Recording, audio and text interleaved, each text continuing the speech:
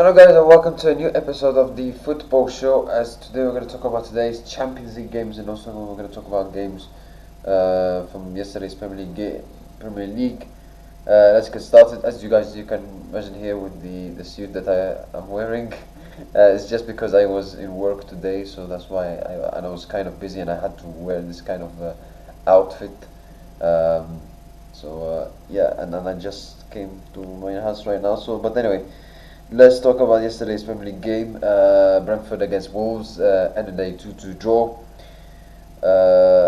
Another positive result for Wolves, considering especially Brentford were 2-0 up.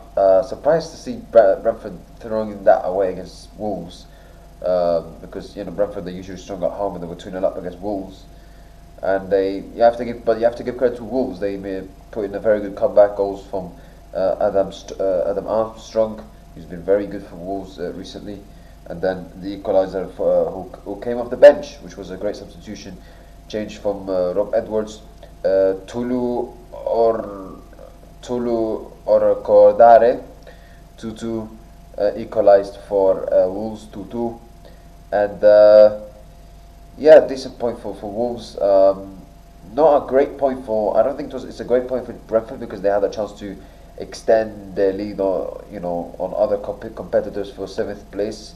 They're 2 points clear of Everton, but I think it's a game that Brentford maybe should have gone for 4 points clear.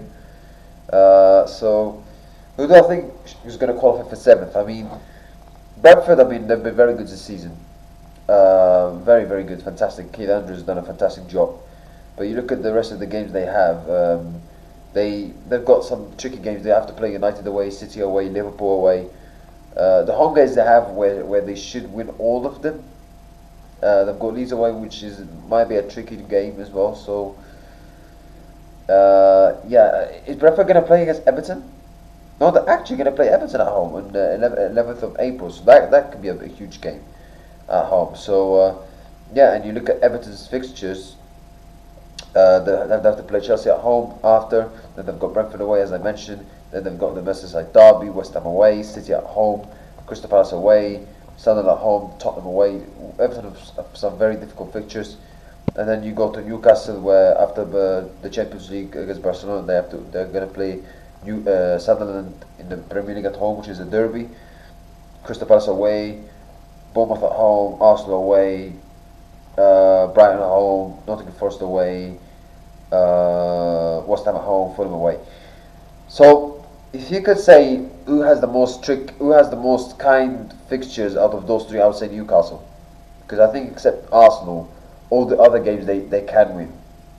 Whereas Everton have to play the Merseyside derby, and they've got very tricky games, and Brentford have to play three top teams away from home. So yeah, it's going to be very, very tight for that 7th place. And don't forget, you got the likes of Bournemouth and Fulham, who are not far away as well. So, you look at the gap between 13th and 7th. It's only 5 points between Sunderland, Brighton, Fulham, Bournemouth, Newcastle, Everton, and Brentford. It's very, very tight. So, yeah, if Tottenham would just only better, maybe they would have a better chance of qualifying for Europe. But anyway, now let's move on to the Champions League.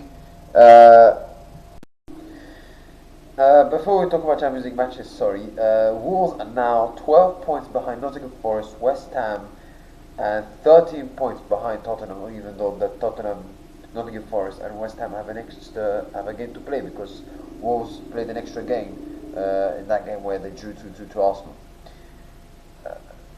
Some people say the great escape on some Wolves fans. You look at the rest of their fixtures.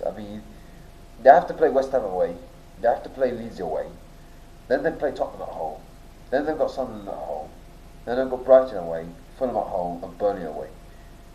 I think the last 4 games they can win them.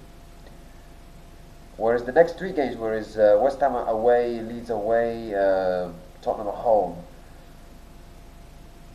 that could be decisive. If they win those 3 games, then who knows, they might have a great chance. But I don't think they're going to win those 3 games. I don't think so, because, let's not forget, this after this game, Wolves will go almost a month without playing. Whereas, in that period, West Ham would play another Premier League game and also an FA Cup against Leeds United, and so is Leeds United. So is that good enough? Is that positive enough that you're gonna go almost a month without even playing football? I'm not sure about that. So it's a bit like Manchester United, because Manchester United, after the game they play against Bournemouth on Friday, they're gonna go almost a month without playing as well. So is that gonna be a positive impact, negative impact? I don't know, but let's see. Let's talk today's Champions League games. Sporting Lisbon against Bodo Glimt. Bodo Glimt should qualify. 3-0. They have a great advantage on Sporting Lisbon. Great. I mean, I said it before. I mean, and I said it a million times. Bodo Glimt have been in a fantastic journey. They've been a very good, had an amazing Champions League campaign. They're going to be the first, I think, Norwegian side to qualify in the quarterfinals of the Champions League since Rosenborg back in the late 90s, if I'm not mistaken. So that would be a great achievement, considering Norway in football is not like a powerhouse as say England or Spain.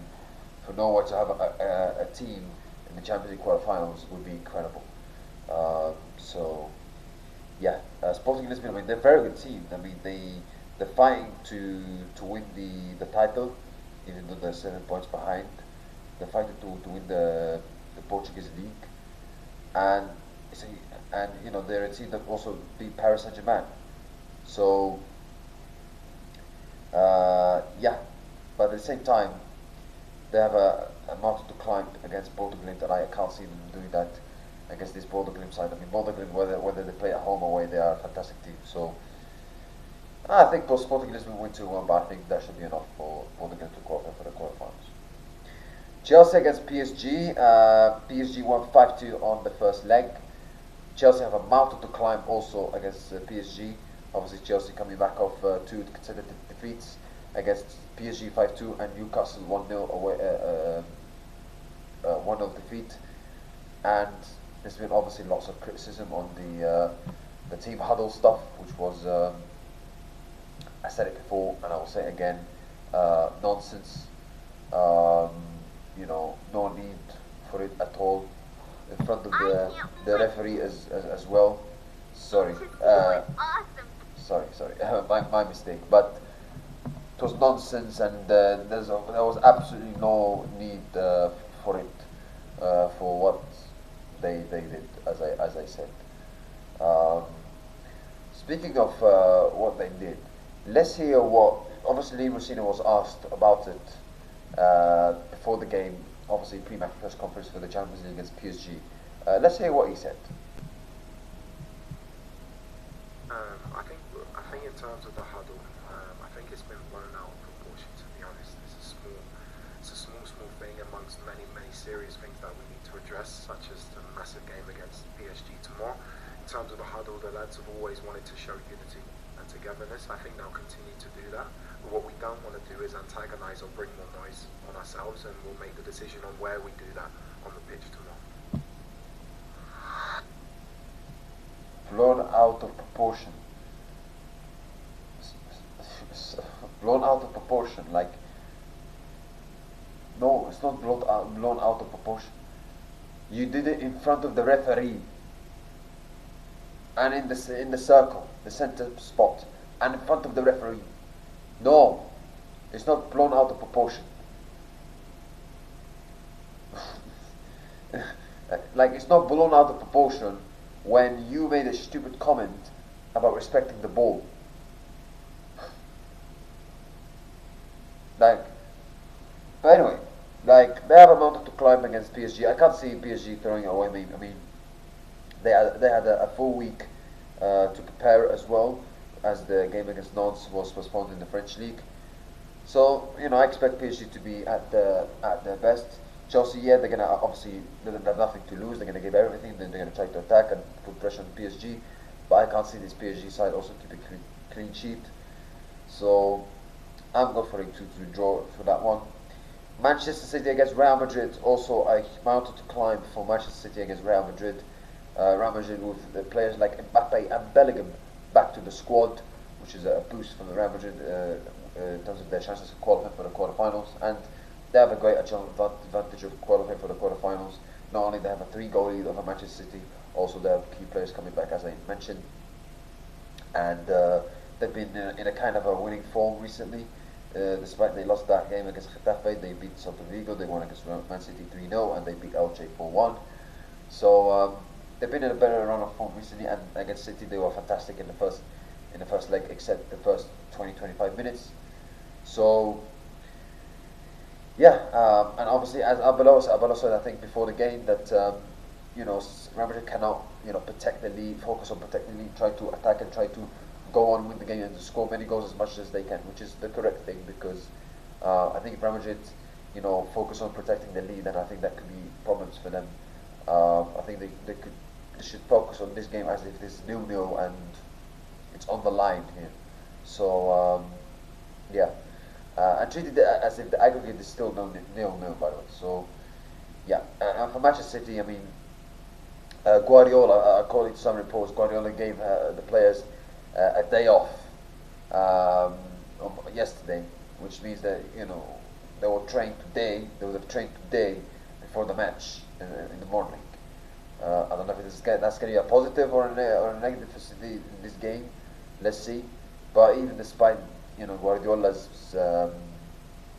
ability to try to make the players like in the best condition,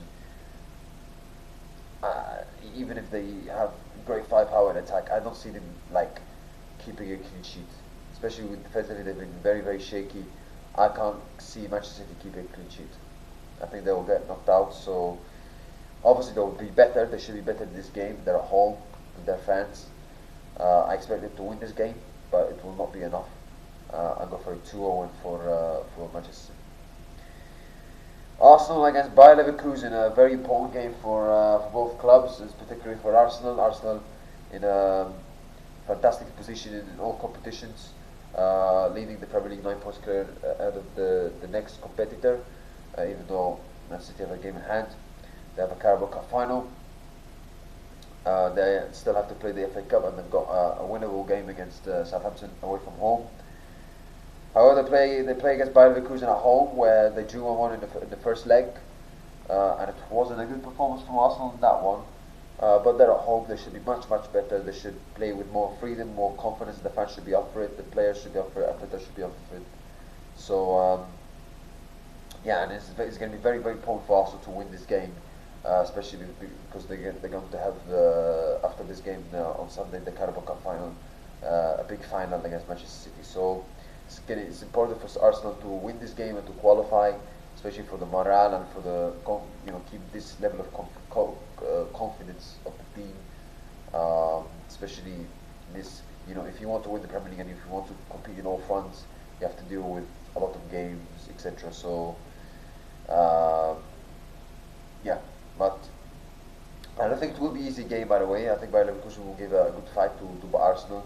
Arsenal, they did really. Bayer Leverkusen did really well against Arsenal in the first leg, and were unlucky not to win the game. So I think Bayer Leverkusen, could, as the manager said before the game, they fancied their chances that they could win this game and go through. But I think with the quality that Arsenal have, with the experience that they have as a team that they have compared to Bayer Leverkusen, I expect Arsenal, especially at home, I expect Arsenal to win this game and qualify for the quarterfinals of the Champions League. So I'm going for a 2-0 win for Arsenal. That's it, guys. Thank you. I wish you have a nice day. See you next time. And goodbye.